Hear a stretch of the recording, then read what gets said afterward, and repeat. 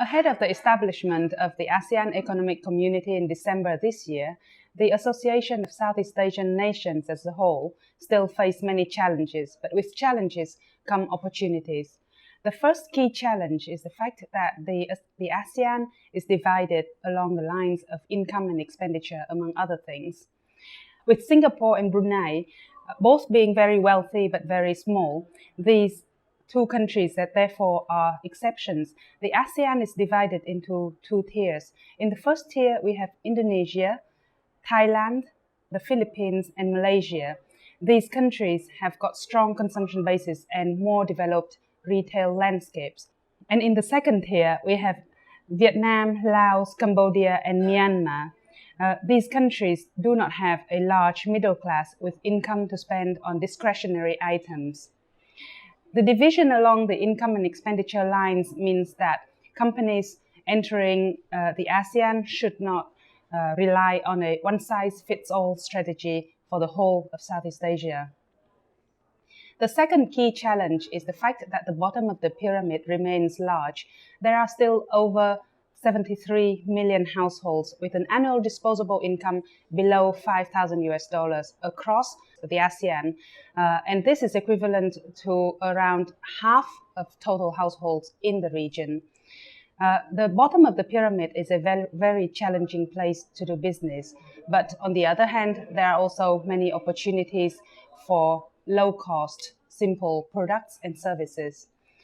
The good news is that the number of households at the bottom of the pyramid in the ASEAN will be falling to below 50 million households by 2030, and the number of households with an annual disposable income of between $5,000 and $15,000 will be rising by 30% between now and 2030, and will account for the largest share of households across the region by 2030.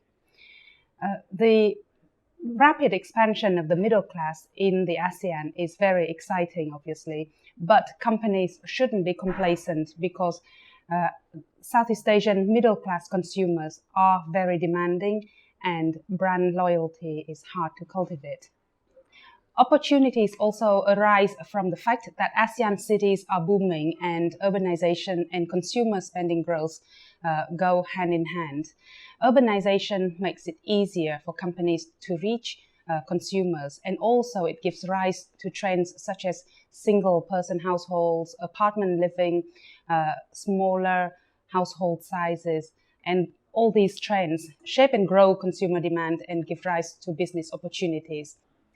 Finally, many opportunities in the ASEAN also arise from things that happen outside of the ASEAN.